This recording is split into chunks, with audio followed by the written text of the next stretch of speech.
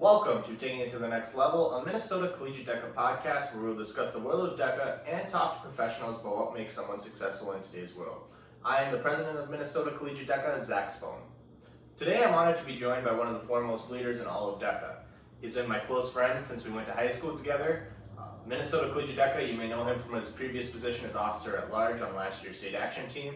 However, many of you know him for his current title, Executive President of Collegiate DECA. It is my honor to welcome to the show, Gage Donovan. Thanks for having me, Zach. Excited to have this podcast with you guys today. Yeah, glad you're here. Really excited to do it. So, for people that don't know, Gage and I probably we go farther back than a lot of people in DECA actually. Like I said, we went to high school together. I think we probably met in DECA class. I don't know when we were. Yeah, that's probably true. Probably sophomore year. Yeah. You know, both of us kind of just joined on a whim. My football coach was the DECA advisor. Everybody kind of knew it as the fun class, maybe the easy class that people wanted to join in high school. But then once you get to the first competition, I'm sure Zach can attest to this, after you get up there on stage, you get your very first medallion, your very first plaque, you kind of get DECA fever, and it's something you can't really shake. So we were able to stay committed, even though we were both varsity athletes in high school, so we didn't hold very many officer positions at the high school level. We were still very committed to DECA. We had our first ICDC experience together in Atlanta. We could have relived it last year, but we all know what happened there, so that's all right. I think Zach was actually an officer in high school, but I never was. Yeah, I was. I think I was district rep or something like that. District rep. That's what we all really strive for in high school, so that's okay. But yeah, so like you said, Gage and I went to high school together, and now we actually both attend Minnesota State University Moorhead, and we are roommates, which is why we can talk like this instead of over a Zoom call, which is unique to this podcast. Yeah, I think something that both of us, it wasn't really like our number one deciding factor, but something that really excited us about coming to MSUM, Minnesota State University Moorhead, as Zach mentioned, is that they did have a very active DECA chapter. MSUM is perhaps, as you guys know, one of the more active DECA chapters in Minnesota, more active social media, so you can really see them at the high school level. So that's something I would really suggest to all of you guys, is being able to have an active social media and reach out to local high schools, because students like us, other students that are in high school that maybe have a lot of DECA experience, and they're not quite sure where they want to go to college, but they've had success in DECA. They're going to be looking around for good business schools, good marketing opportunities, and if they see that you guys are highlighting DECA, that's something that they're like, oh, that's a little connection. Because nobody really likes to go completely out on a whim and go somewhere where they don't know anything at all. Either they want to go with a friend to a different school or have a club such as DECA that they're really familiar with, so that way when they get on campus, it's not something that's 100% foreign to them. So once we really got onto campus here at MSUM, it was our first week. There was the club fair in the campus mall. We're walking around, we see Collegiate DECA, and we're like, oh, might as well check it out. I feel like we kind of had a little obligation maybe to go to the very first meeting. But then once you get to the very first meeting, you kind of feel the family-like atmosphere. It's a lot different than high school DECA, where it's really chapter and faculty organized. At Collegiate DECA level, as you guys all know, it's really, really student-led, and I love that family-like atmosphere. I think Zach would agree with me. We really understood that this is somewhere that we belonged, and we really should stay here. As the year progressed, we were able to go to Gage in New York City when they used to host it there, and then eventually have our state and national competition in Orlando. And as the year progressed, we obviously didn't have any elected leadership positions, but we kind of saw ourselves emerging as those natural leaders within DECA, people looking to us as well as the current officer team to be the leaders because we have that high school experience. And it really just goes to show, no matter what group you're in, you don't necessarily have to be the oldest people there or be the elected leaders to be able to show your leadership styles and attributes. At the end of that year, we were both inspired to run for chapter office. I ran for vice president and Zach ran for treasurer. We were both successful in our campaigns, and then we served at those positions this past year, working together to make MSUM DECA the best that we could. As Zach mentioned a little bit, in conjunction with that, I was also the Minnesota State Officer at Large last year. I actually ran for state president, which Zach now holds that office, and I did not win. Mr. Chet Morgan did win, as you guys know. I think it's really good sometimes to be able to battle through that adversity. Obviously, I was disappointed that I did not win, but I was still able to be a part of a great team, and we were able to accomplish lots of great things, such as adding 2 new Collegiate DECA chapters and having that statewide community service project that I'm sure everybody watching competed in. So it was a really great year this past year, and I was inspired to run for international office by that last year's current state officer team, as well as Jenny, some other people like Zach really pushing me. So I decided to run. It wasn't as great of a campaign experience as it could have been. Could have been in Atlanta, would have been a lot better. But we did what we could with the virtual setting, and I was fortunate enough to win this office. So I'm currently serving as International Collegiate DECA President from my bedroom, but beyond that, it's going pretty good. Yeah, so you got right up to my next question there, actually, Gage. So you talked a little bit about how obviously everyone in Minnesota went to the state conference last year, and then all this sudden, the world shut down, like everything stopped. So there was no ICDC, but you were already committed, and you already had gone through the process to commit yourself to run for executive office through Collegiate DECA. Do you want to talk a little bit about maybe how the campaign worked originally, or not originally, but how it ended up working in a virtual format, and then what your current role as executive president of Collegiate DECA actually entails? Yeah, so the process started, well, I kind of knew that I was going to run for executive office probably about now, last year, but then it really kind of gained traction after winter break, because that's when you have to actually start filling out some of the paperwork and the processes. In the middle of February is when you have to submit your intent to run, is what they call it, so that way Collegiate DECA knows you're thinking about it. This is not something that's required, but they really just like to get a gauge if there's going to be 20 people running this year versus 5, so they can kind of make accommodations if need be. And then it was when everybody else was taking their test for state, I took it's like an aptitude test that you have to pass in order to be eligible to run for executive office. It's a quiz about general DECA information, DECA Inc. information, everything like that. So I was able to pass that test, and then that's when things really started revving up for COVID, because after this test, there was really no action steps until after state. State, as we all know, happened in person. Everybody went to spring break. We never came back. So at that point, ICDC wasn't canceled yet. They had to wait pretty close to the actual date to cancel ICDC because of all the contracts that were in place. Now, obviously, there was not a pandemic clause like there is now. So I was just really in close contact with the DECA Inc. staff. I mean, I think they did a rather good job considering the circumstances. Nobody really predicts that this is going to happen. But there was still a lot of thinking on your feet, a lot of me having to ask them questions, them having to clarify with myself and the other candidates. But rather than having a booth like you guys have seen at ICDC, where myself and the other candidates would have like a poster, give our spiel to everybody, have all the voting delegates come through and get to talk to them, there was a question and answer session that was just the candidates and the moderators. And we did that. That was able to be broadcasted via Zoom, and they recorded it and pushed it out to everybody. So everybody was able to see that. Everybody was able to see our flyers. Everybody was really able to get the information that they would have gotten before, but they weren't able to have that personal connection with us one-on-one.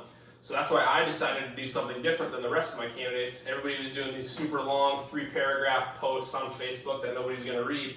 I decided to do a bunch of Facebook videos.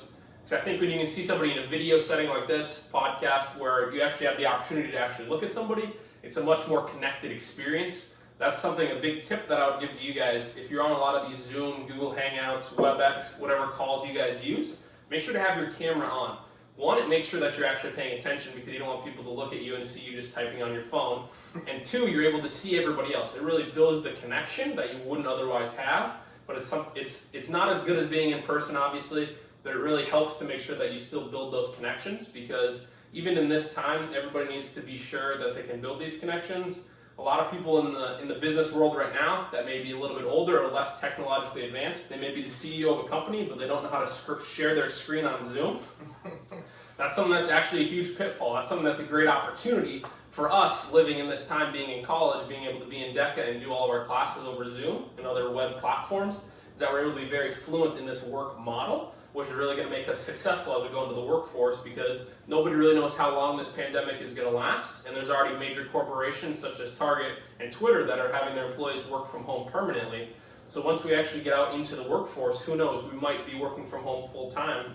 So it's really great that we have this experience that we can shed the light on being able to do various different things, whether it's competition, doing just video calls with your officer team or with your chapter, everything in the digital realm this year is it's a great opportunity, even though it feels like it should be something that really is getting everybody down. You have to be able to spin it and look at the positive light, because everybody's in this boat together, Got to make the best of what you have. Yeah, and to your point, Gage, I think that adapting during this pandemic is kind of key to anyone's success, and that's not just in their professional or academic life. I think it's kind of in their overall complexion as a person. I mean, I think that if you, a little bit more to your point about doing something like this with face instead of typing something out on a long post or something, I think the officer team really wanted to do something like this with this podcast, because it gives us an opportunity to actually be accessible to our members a little bit in ways that maybe they weren't before, and we felt that was important, because especially, at least we know in the fall conference, all of our normal in-person conferences are not, they're virtual. So I think that this is a good format to get to know people that way. Yeah, I really like seeing this podcast. I think that DECA Canada also does a podcast, but they don't have the video element. I really like the video element because you're able to have more of an intimate experience, whether it's with Zach, whether it's with Madison, any of the other officers that have done their podcasts, and you really get to see their guests as well. Something that brings a more intimate experience. Really feel free to drop any comments if you want in the YouTube. Zach will be able to relay those to me, or if you have questions for him. Really just want to have a lot of engagement on this. I really like this, what you guys are doing with this here at the Minnesota Collegiate DECA level. Yeah. So we talked a little bit about leading up to your candidacy, and eventually you're obviously elected as executive president of Collegiate DECA. Gage.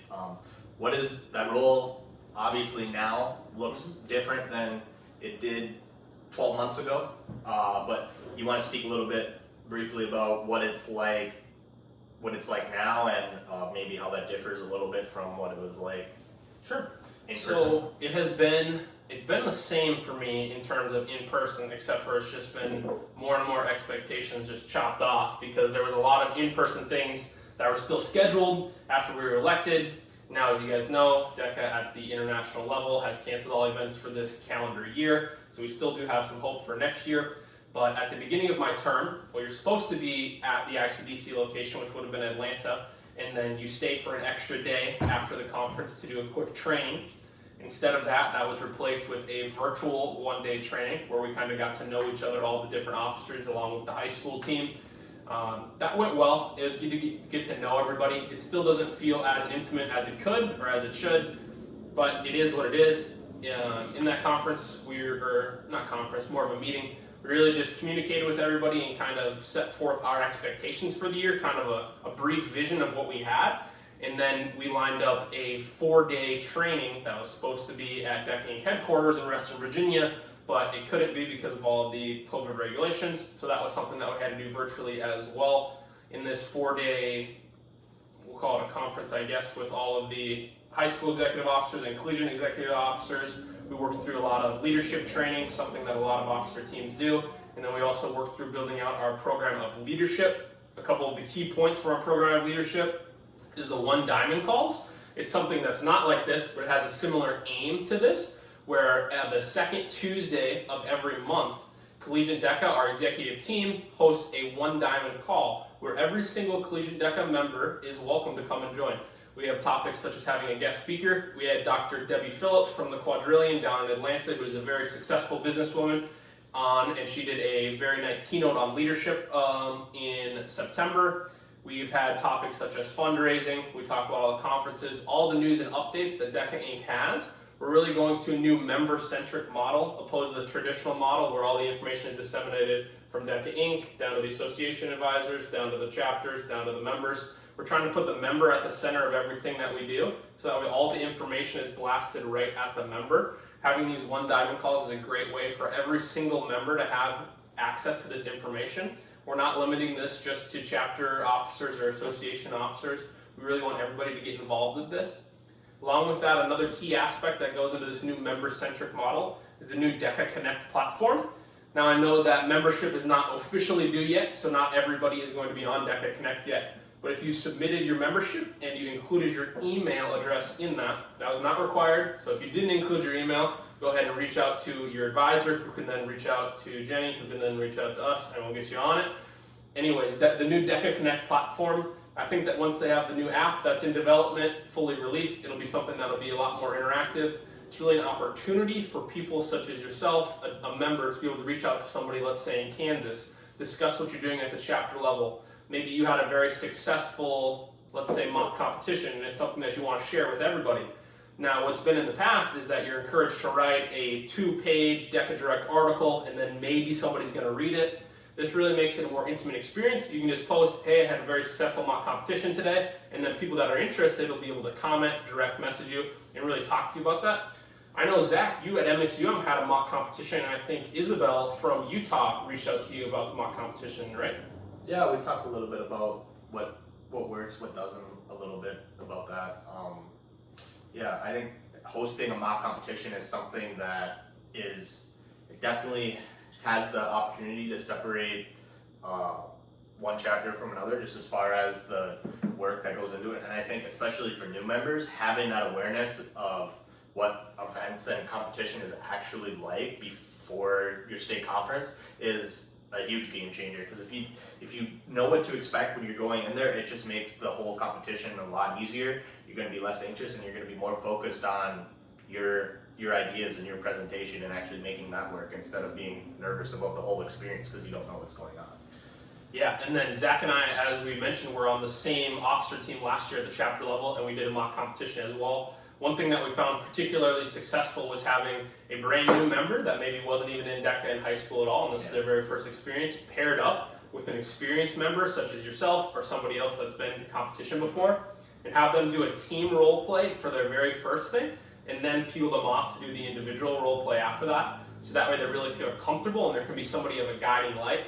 This also helps your experienced members because, as I'm sure you guys have known, whether you're in calculus or a class like that, somebody really asks you for help, even if you're not 100% sure, when you're in that process of trying to teach them something, it really makes sure that you soak in the information and you know it better. So it both helps the experienced member who's going to be learning more by teaching them the strategies that they know work, and it helps the new member because they're being able to soak in all this information for the very first time and really get rid of all of the nerves and all the feelings that they feel before their competition. One great thing that I always like to tell members when they told me they're nervous before their first competition is, I read an article, but I do not have the source, so if this is wrong, I'm sorry. But all of the endorphins that are released in your brain that make you nervous are the exact same chemicals and stuff that make you excited. So it really just depends how you tell yourself to take this emotion. Like, you kind of can think that it's kind of a little feeling in your stomach, you're a little jittery, like you're about to go out there for your first competition. If you think you're going to be really nervous, you're about to feel like you're going to throw up. But if you're excited, you're like, oh yeah, get jacked. It seemed legit when I read the article whenever I did. So if somebody wants to fact check me, that's fine, but I like it. All right, so that's competition a little bit, mock competitions and prepping. So let's move on to something a little bit different than that. It doesn't necessarily have to be DECA related, but it's us, so I'm sure it will be DECA related at some point in the conversation.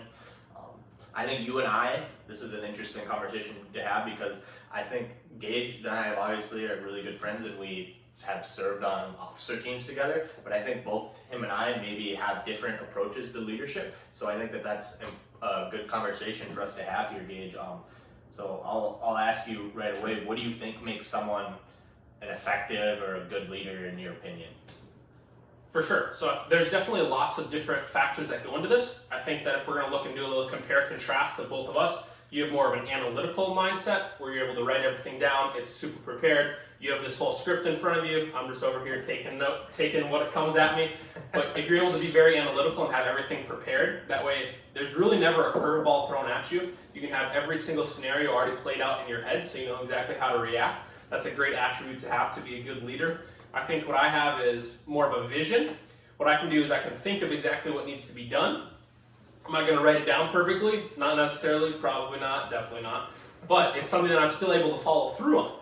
So it's really being able to have this great complementary of having somebody like myself and Zach on the same officer team, is that I'm able to have like a great idea. Zach's able to write it down and document exactly how we're able to do it, and then we work together to get the common goal actually completed. Another thing that I think is really good is being able to have a lot of courage being a leader. I think Zach and I can both attest to this. People say that leadership is lonely. That's certainly something that can be true at points. If there's something that you're really standing up for and the entire group is, let's say, Zach and I have definitely experienced this. Let's say that you're at ICDC and the entire group decides they're going to go out for dinner or go out to party, and we're like, no, we're going to hang back and practice our prepared competition like 5 times in a row. And then the next day, who goes to finals and who goes back to bed? Yeah, so it's pretty evident what happens there. Yeah, that's definitely leading by example for sure. And I think that good leaders always have to lead by example on some level, just because people aren't going to take you seriously if you're not if you're not willing to do what you're asking them to. So I think that leading by example is always important, no matter what your leadership position is. The do as I say, not as I do usually doesn't actually play out unless you're the parent of a 2-year-old or something. That's been my experience anyways. I don't know what you think. Yeah, if there's anybody listening that's not currently in an officer position, this is a great way to kind of have yourself come out from the group to being a natural leader, is being able to do the right thing all the time, even when nobody's watching, because you never know who is. Usually your advisor or the chapter president or somebody will still be sticking around and be able to see what you guys are doing and see these habitual processes that you go through. And it's really a great way to be able to set yourself up to be in line to be that chapter officer, association officer, international officer at some point. It's just something that it's leadership. In my opinion, leadership is really something that you can teach yourself, but it's not that easy to teach others, because I could give somebody this whole pitch of what it is to be a great leader and exactly the steps that they need to go through, but it really comes down to them. When they're in their room by themselves, are they grinding out, studying for their homework, studying for their test, or are they texting their friends, telling them they are while they're really just watching TV? And does it really matter to the friend that they're texting? No, it doesn't. Does it really matter to you? It does, because when you get to that test, and after that test you end up getting a C instead of an A, you really can look back on yourself. It all comes back to yourself. You can think it's a big team process and you look like you're the big shot because you're the one that's doing all the cool things, but when it comes down to being in life, you want to be the one that's successful. Is the person that ends up having the job that they love the same person that slacked off in college and didn't get the best grades? Most likely not. So it really all goes hand in hand, and I think as everybody gets further on in their life, they're able to kind of have a little introspection and look back at what they've done and see if, yes, I've done the proper things, I've been a good leader of myself, I've been a good leader of other people, or maybe not. But the great part about being able to take this introspective journey right now is there's still time to change. We're not out in the workforce yet, and even if you were out in the workforce, it's okay. There's always time to look back and change. You never want to be able to be in a stagnant mindset where you're not constantly evolving. If you're not going forwards, you're going backwards. It's really something that needs to be at the paramount of everybody's mindset if they want to be able to keep being successful and being able to keep attaining what they have as their dreams and goals. Yeah, I think that as far as leading and goal setting goes, I think that the moment you become sort of complacent and you stop trying to, like you said, improve yourself, I think, like you said, you're going backwards. If you're not getting better, someone else is, and that's how I approach life, and that's how I approach just about anything I do competitively. I just think that that's a good way. If you have that sort of mindset, that's a good way that you're going to get up in the morning and you're going to get what you need to get done. Yeah, that's a really great way to think about it, because I know there are probably some of you out there listening right now that are like, if I'm not going forwards, how does that possibly make me going backwards? But the analogy that Zach made is if me and Zach are moving at the same pace and then I stop and he keeps going, by default, I'm now behind the pack. It's not that you're necessarily doing things to hinder yourself, which you might be, which would bring you even further away. But when everybody else keeps going and you get stagnant, that really just creates this big differential. And that's how some people become very successful and some people don't. Yeah.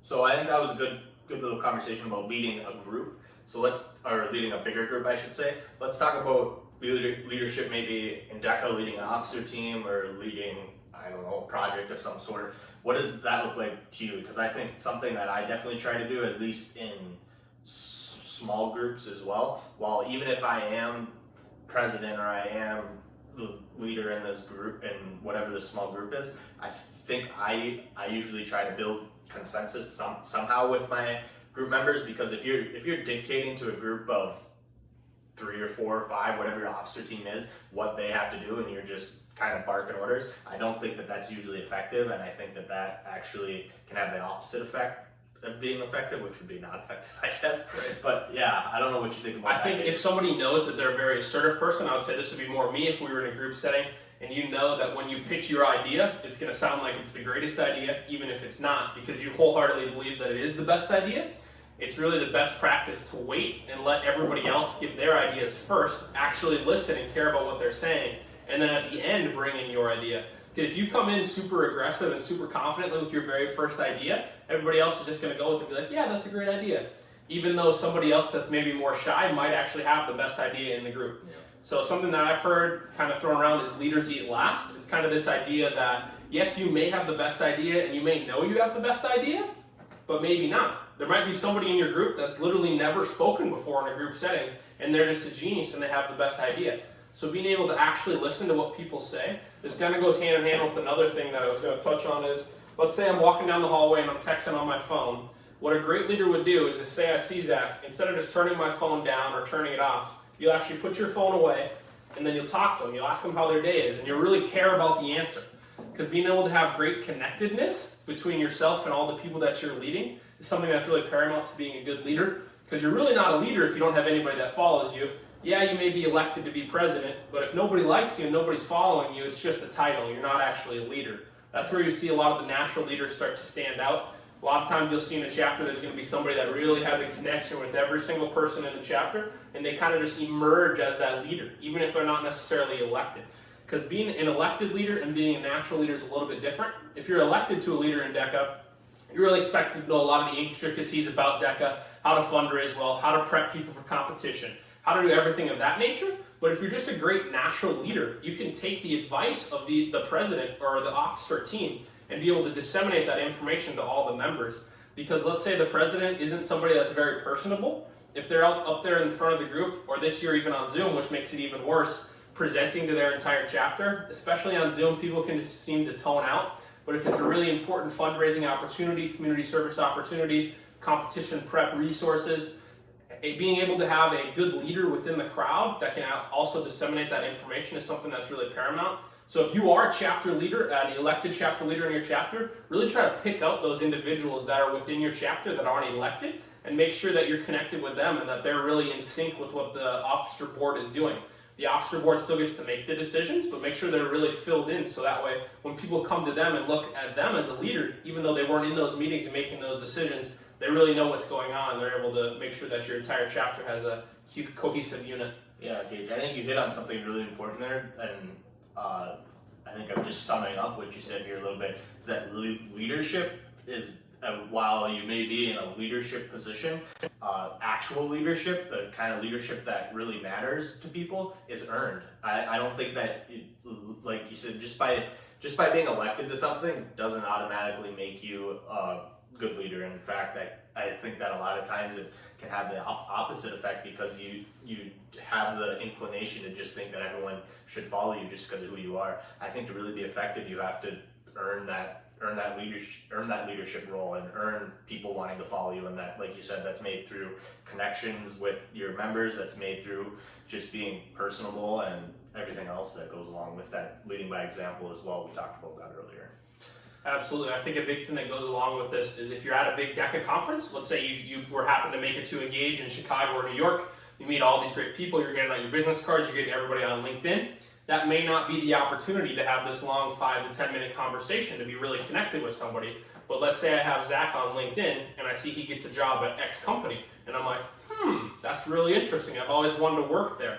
You're able to leverage that connection. Don't automatically be like, hey Zach, I see you work here. Are they hiring? Oh, I need a job. No, you can start building the connection with them. Start direct messaging them on LinkedIn. Build that connection. Have some, find what's relatable between you guys, what you guys have in common. Have a good discussion with them, and then organically it'll just weave itself into the conversation. Oh, I work here. We're actually hiring for this position. And you're like, oh, I'm actually looking. Being able to leverage your connections, leverage your LinkedIn connections, your network, into being an actual personable connection is something that I think is very valuable. A lot of people that are like, I have 500 connections on LinkedIn. I'll be like, all right, how many of them do you talk to on a weekly basis? You really have to be able to leverage those connections, because you can have as many connections as you want, but those valuable ones, it's better to have 10 to 20 more valuable connections that will actually get you the resources that you need to be able to be successful. It's more valuable than having 500 people that like your post. So really being able to leverage those connections is of the utmost paramount success. Sure. Yeah, so that's leadership, and that's connections and everything like that we've talked about. So now let's move to another topic. As we all are painfully aware, we're all living through a pandemic right now. And it seems like lately just the more people I talk to, whether it's in DECA or outside of DECA, a lot of people are battling keeping themselves motivated during the pandemic. I mean, we're 9 months into this thing, and it looks like it's about to take a turn for the worse rather than a turn for the better, which is unfortunate. And that's tough for a lot of people. Understandably, people are losing their jobs. People are trapped in their house, and they're not seeing people that they would normally see on a day-to-day basis. And I think, especially speaking as a student, you're missing out on a lot of things that you normally, or that you plan to do, or things that are goals you had, and you can't reach those goals not because you didn't achieve them, but because you didn't even have the opportunity to do so. So that's always tough. And so what I want to talk about, Gage, a little bit is what tips you have, and maybe this isn't even a DECA conversation, maybe this is a life conversation, tips you have for keeping yourself accountable, keeping yourself motivated. So like we talked about before, you're still getting better, you're still moving along and progressing. You're not one of those people that's stuck here, and all these people like you show are going like this. You and I, just to demonstrate, we're both full-time students. We both have jobs. We both have DECA roles, and we co-founded a nonprofit together recently. So I think that we can have a good conversation about what remaining motivated and what remaining successful looks like in a pandemic, because I don't know about you, I don't think I'm speaking out of turn here, but I think the leadership roles in our lives right now are not what we expected them to look like a year ago. And while that is frustrating, that's the case for everyone. I think we're all in this boat together. So I don't know, you want to grab it more and sure. take a shot at it? it? I think it is really important to remember that everybody really is in this boat together. You can't really get super down on yourself, because everybody is in the exact same situation that you are. It's having people out there that are able to push you. Like Zach and I, we live together. It's a really great opportunity to be able to keep pushing each other to do the best that we can, whether that's in our nonprofit that we founded together, in our schooling, in other clubs and organizations that we're in together. It's really an opportunity. I think that you'll see a lot of times, if we're talking about in the schooling atmosphere, that sometimes your professors aren't even the best at being at Zoom. That's kind of ridiculous in my opinion. They've had months to prepare for this. We're in the exact same boat that they are. They have no excuse. It's really showing that us, even being the student and not the teacher, we are able to adapt even better than the older generations are, perhaps. And this puts us in a great opportunity as we move into the workforce. You need to remember, there's people that graduated last year or 2 years ago from college that are going to be applying for the same jobs that you are when you graduate in a year or 2 years. So you really need to be able to still continue to distance yourself. And a great way to do that is to show all these great, wonderful resources that you have about using virtual meetings effectively and doing everything of that sort. It really separates you from the pack. I think that a good tip is that let's say you're working from home, you need to remember that there's people in the office, there's people at the grocery store, there's people that have to go out and they really have to risk themselves and risk their families that they're living with in order to get that paycheck on the table. So if you're fortunate enough to be able to work from home, you need to look at it as a great opportunity and commit yourself fully to whatever that role is, and really be able to bring your wholeheartedness to the table. Because when you're working from home, you have a lot more time at your disposal. Some people may think it's hard to separate the home from the work life. That may be true. I think something that's really important when you're working from home is to still have a really firm end time. Let's say that's 5 or 6 o'clock, but you don't want it to be 5 or 6. Make it a firm 5:30, I'm done every day, no matter what. So that way you're still able to separate your home life from what you're doing at work.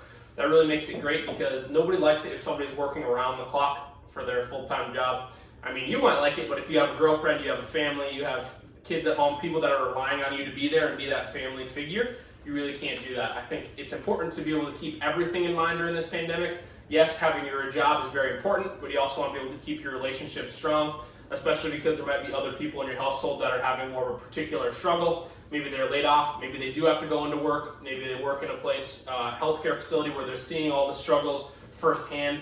Everybody's really having a different experience, so being able to be there for everybody, which is really hard, as Zach mentioned, because you're not necessarily able to see everybody that you want. Maybe you're not able to see your grandparents that are in a nursing home. You're not able to go see your aunt because she's a nurse and she's exposed every day. But still being able to be there for the people that you can be there for and really be a good resource for them is something that helps you be able to stay connected during this pandemic.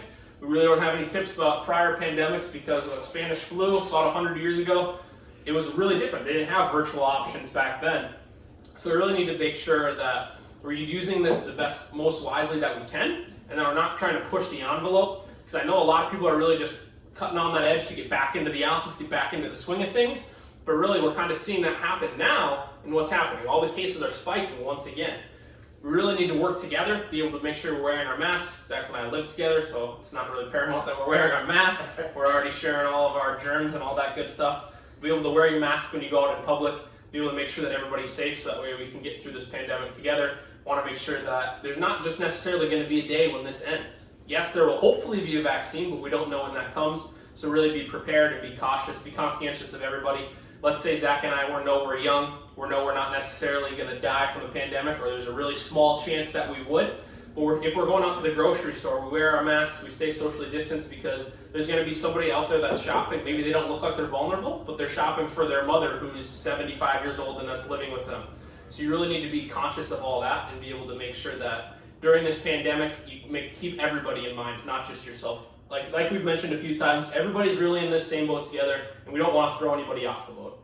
Yeah, that's a good analogy right there, Gage. And I think as far as protecting others and as a group going through this, you made good points about how we all are in this together and tips that we can be successful that way. I also think that how you talked about being holding yourself accountable and making sure your home and work life, while they're in the same place, they're a little different, is important too. Something I have found during the pandemic, while I'm working from home all the time, I guess, I definitely schedule my day. Like, I have structure to it. Like, I think if I were to wake up every single day and I just had a list of things I had to get done, or I didn't have meetings to go to, I think it would be tough, because I would just float through the day without really getting anything achieved. So I think really having that structure is important. That you have to. I'm someone that has to be always doing something. I like to be busy. I don't like to just float through my day and not get things done. And I was like that before pandemic. I was always on the go. I was going from one meeting to another. I was driving all around town, and now I am doing that, but I'm doing that jumping from one Zoom call to the other. So I think it's just it's different, and I think that that's okay. I mean, it's the world we live in. I know Gage and I have talked about this before. As you look forward to the positions like we're in right now, and even though it's not what we had always, it's definitely not what we envisioned right now, being president of Gage being the national president, myself being the state president. It's not what we envisioned for ourselves, right, when we took these roles. But I think as leaders, and those of you that are listening that are leaders, whether that's a chapter leader, whether that's a leader at a job, whether that's a leader at the association level, I think your job as a leader is to make the experience or the whatever program you're delivering or your workplace environment that you're creating. I think it's important as a leader to make sure that that's the best experience as possible. Like, we get it. It's not what anyone really wants right now, and it's getting old. We're 9 months into it, and it's probably getting worse. But again, as your role or as a leader is to make it the situation as best as possible for everyone else. I don't know what you think about that. Yeah, I think that's very paramount. Like, let's say that you're at a middle level management position at a work, and then the people that are in upper level management tell you that you're having let's say a new service. Let's say you work at Target. We'll use this as an example. I'm not bashing Target in any way. That they release a new app. Let's say it's called Target Circle, which is replacing Target Cartwheel, which they used to have. And you personally think that this is not the best new application to have. But you need to be able to pitch it to all of the people that you're managing. Let's say they're the cashiers, they're the people that's on the floor having direct contact with the customers who are using this new app. You need to be able to sell whatever it is that it's the best thing that's came. Let's say that this thing that you're selling now is having to have virtual meetings, having to have virtual competition. You need to be able to sell that to your members, because if you're up there telling them about it and you're not excited about it, how are they supposed to get excited for it? You really need to be sure that you're able to guide them to have the best year that they can, even though you know it's really not going to be the best year. It's the best year that we can have. Yeah. It's better than nothing. That's what a lot of this stuff is. A lot of this stuff is, it's better than nothing. So it's really being able to just take the best of what you have and be able to sell it to your members. Even if you don't believe in it, that's another key attribute we were talking about leadership, is having that confidence and being able to really sell yourself and sell the product that you're selling to your members, your employees, anybody that you're leading, so that way they can have the best experience possible. Yeah, so we're kind of looping back here to DECA and the pandemic, and I think that's good as well. I don't know, I could talk about best practices that I've kind of experienced in the pandemic, and for DECA chapters, and I've told some of my members this week a lot too. as far as while you're in a pandemic and you're holding chapter meetings, I think always have, even if you are in person, having a virtual option somehow is important, especially now as cases are spiking, at least where we live, and the amount of people in quarantine is just naturally higher, even if they're sick or not, because they've been in contact with those people. So I think having that virtual option is really important. I think having that virtual option was something that at first, when we were doing it at the beginning of the semester, it was kind of like, well, why are we doing this? No one else is joining it. And I think now our last couple of chapter meetings that we've had, there's been a lot of people joining virtually because either they've just become accustomed to working from home. I mean, everyone's kind of doing it now and they didn't want to come to campus, or they actually are in quarantine. And I think that that's a good option to have. And if you were doing that at the beginning of the year and you kind of went away from it because not a lot of people were utilizing it, I think revisiting it as the cases spike in your area or whatever it may be worthwhile.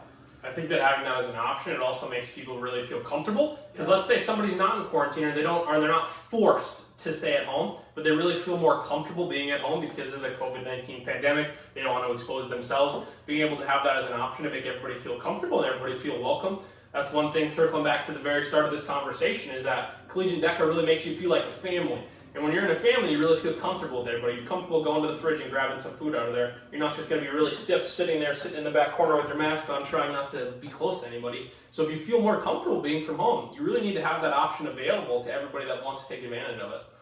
Yeah.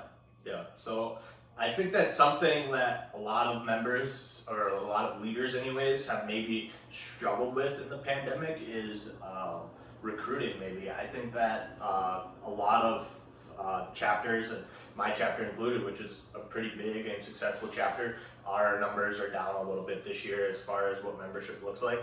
And I think that's, I know for a fact actually that's the case for a lot of clubs on our campus throughout the campus, just because it's one, enrollment's down, which is just you're pulling from a smaller pool the way it is because of the economy and everything else. People aren't going to school at college as much, but also it's tough to get the word out there when you're looking at a screen all day. You're not having those one-to-one conversations like you normally would. So I don't know if you've come across best practices with recruiting at all during the pandemic, or if there's anything else you want to speak of that way.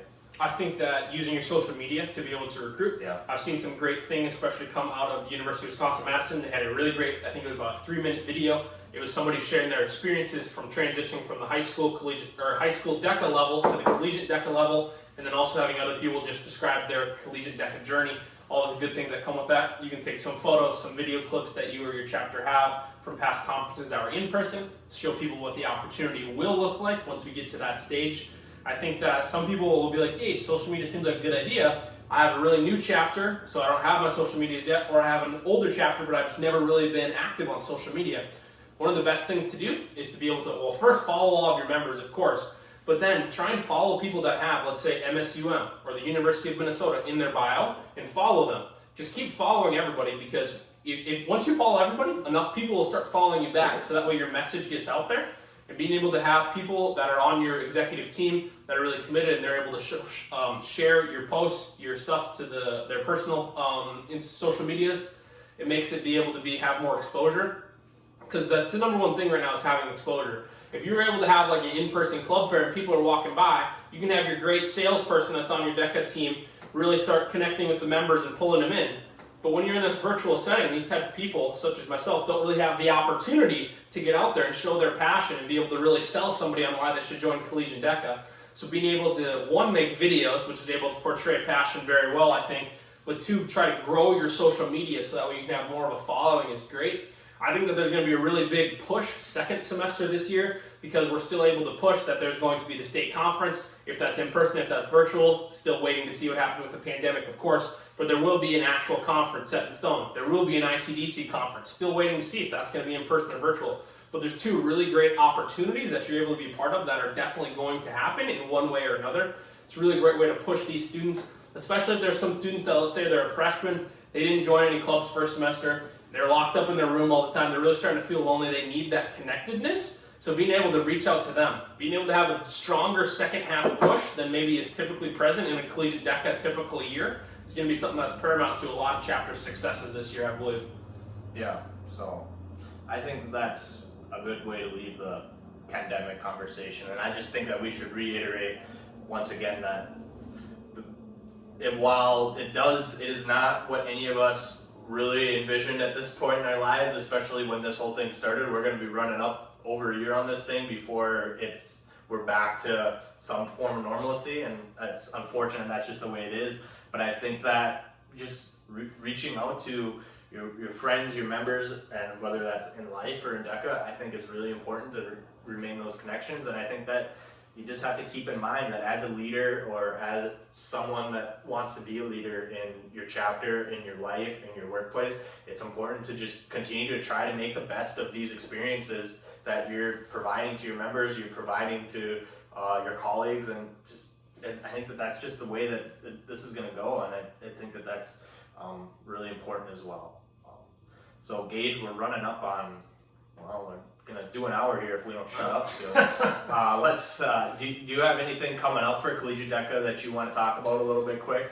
Sure. Well, I mentioned this a little bit briefly, but you guys might have forgot by now. We're kind of getting to the end, so you guys can actually take some action steps on this. We really want to make sure that everybody is active and present on DECA Connect. It's a great platform. It's our very first year having it. It's exclusive to the collegiate level. It's something that high school doesn't have, something we're very excited about. If you're having any issues getting logged on, feel free to reach out to your advisor. If your advisor can't figure it out, they can reach out to Jenny, they can reach out to us. Just go up the chain of command that way. That's something we're really pushing. And then our One Diamond calls, which I also mentioned, is going to be the second Tuesday of every month at 8 p.m. Central Time. It's something that's usually about 30 to 45 to 60 minutes, somewhere in that range.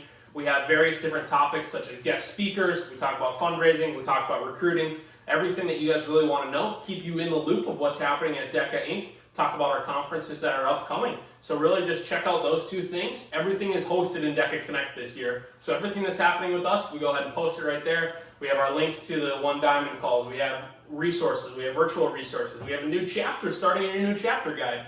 I'm sure people that are starting a new chapter, they might be watching this. So if you are, go ahead and check out the DECA Inc. website. And Hannah and Sean, two of the other executive officers this year, have a great resource sheet. I think it's like 18 pages of exactly step-by-step how to start your new chapter, which is something that we've never had before at the collegiate level. Those two individuals actually started their own chapters, respectively, different schools, and they had quite the process of doing that. So that's kind of what inspired them to run. So we're able to share stories like this through DECA Connect, through these great resources on our One Diamond calls. So we really just look forward to being able to close out this first semester strong and hit into next semester running. Yeah, and if you're interested in hearing about starting a chapter and what that process is maybe like a little bit, I did have a conversation with Gage was talking about Vice President Hannah Smolich on the executive level nationally for Collegiate DECA on a podcast a couple podcasts ago.